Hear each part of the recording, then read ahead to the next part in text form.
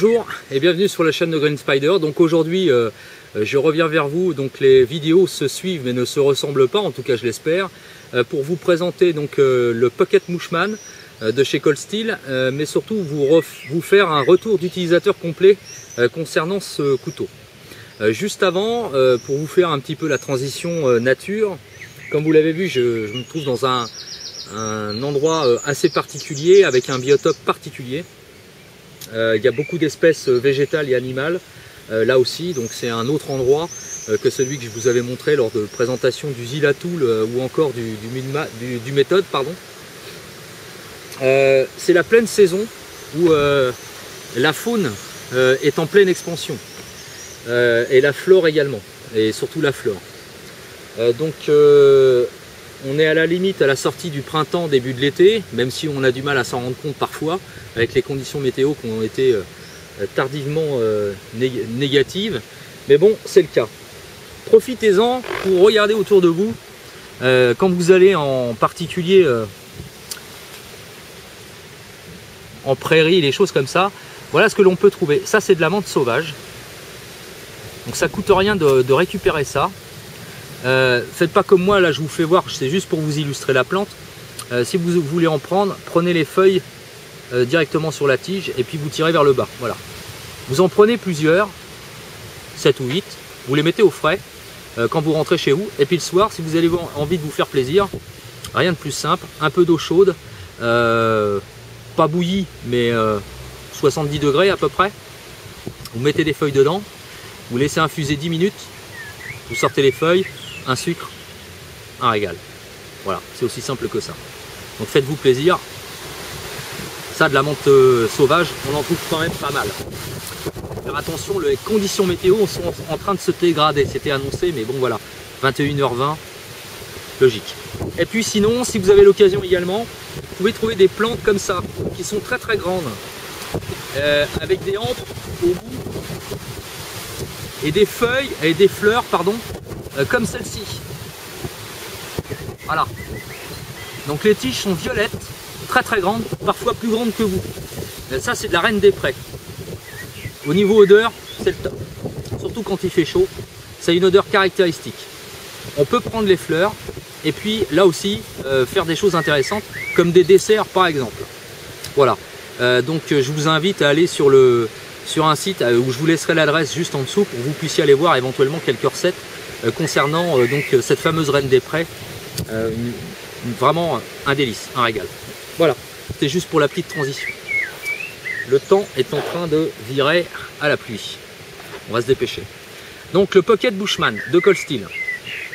Donc je reviens là-dessus parce que vous avez été très très nombreux par message privé. Vous êtes de plus en plus nombreux d'ailleurs à me contacter par message privé et à me demander beaucoup de renseignements sur différents produits, etc., matériel, etc., également sur des plantes, des choses comme ça.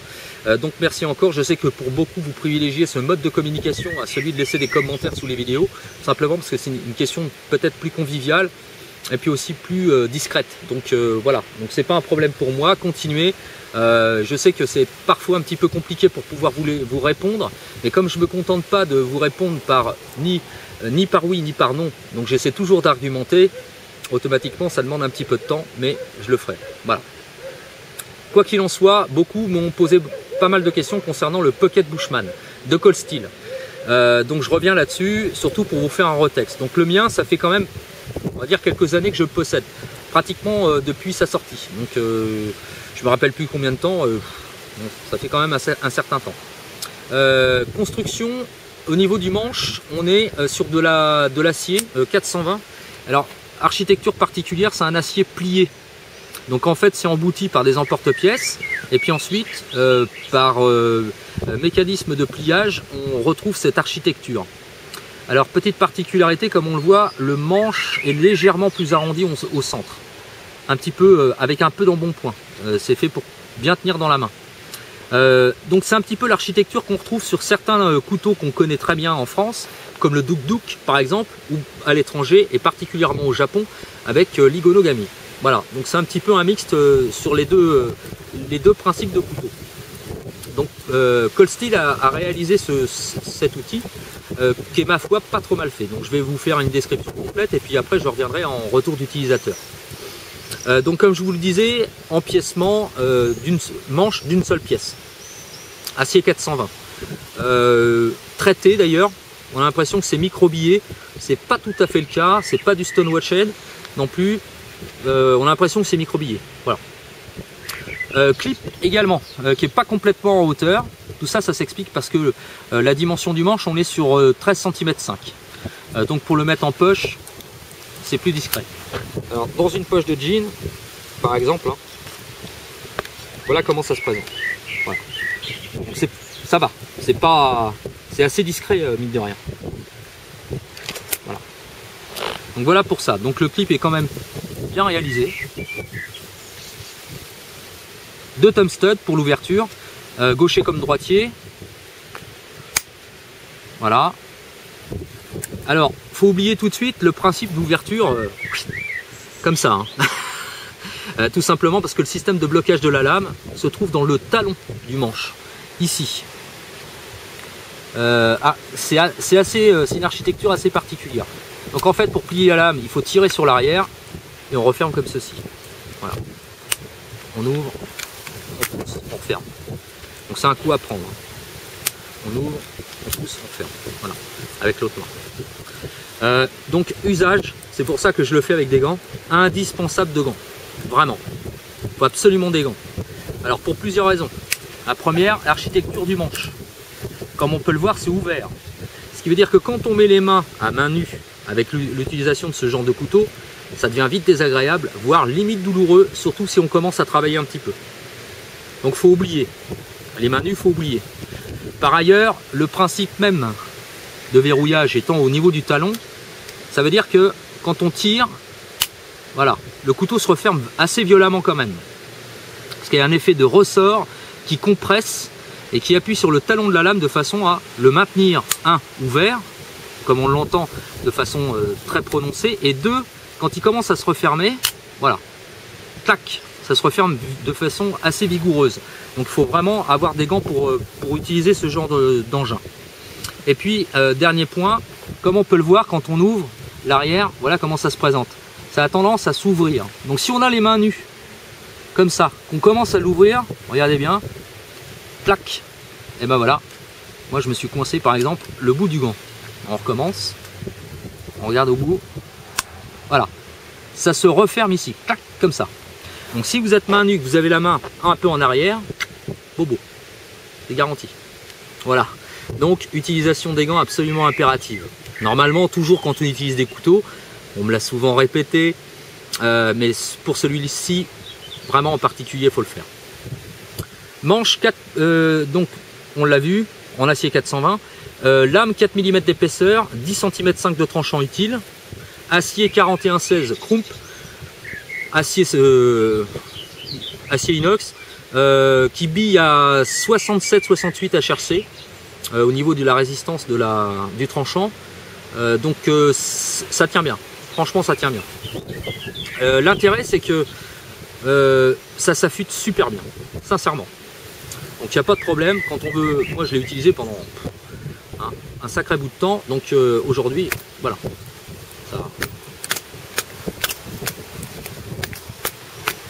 Ça débite sans problème. Il n'y a rien qui résiste, hein, sincèrement. Voilà.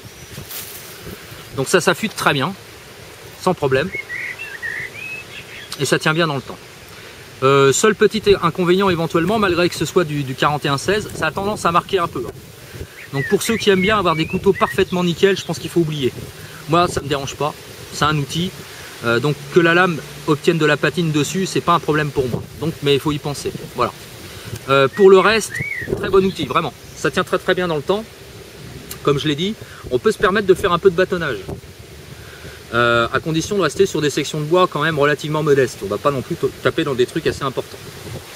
Mais étant donné que le talon assure le verrouillage au niveau de la lame de façon très forte, vraiment, il n'y a pas de jeu, ni latéral, ni en hauteur, ça tient très bien. Donc on peut se permettre quand même pas mal de choses avec ça. Maintenant, ne l'oublions pas, c'est un couteau pliant. Et comme tout couteau pliant, même avec ce type d'architecture en tôle remise sur elle-même, bon, faut pas non plus trop en demander. Je sais qu'il y en avait, les Américains à la sortie avaient commencé à faire des tests de fou, quoi. Il y en a beaucoup qui se sont fait peur quand même, hein. Je tiens à le préciser, hein.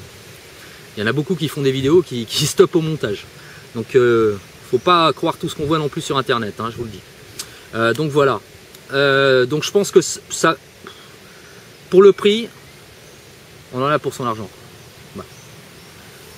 C'est aussi simple que ça, c'est le fin de mot de l'histoire. C'est vrai qu'au niveau de la sécurité, c'est quand même très fort. Parce que, comme on peut le voir, je ne sais pas si on aura l'occasion de voir, à l'intérieur, la gorge plate va du talon ici de la lame jusqu'à l'arrondi.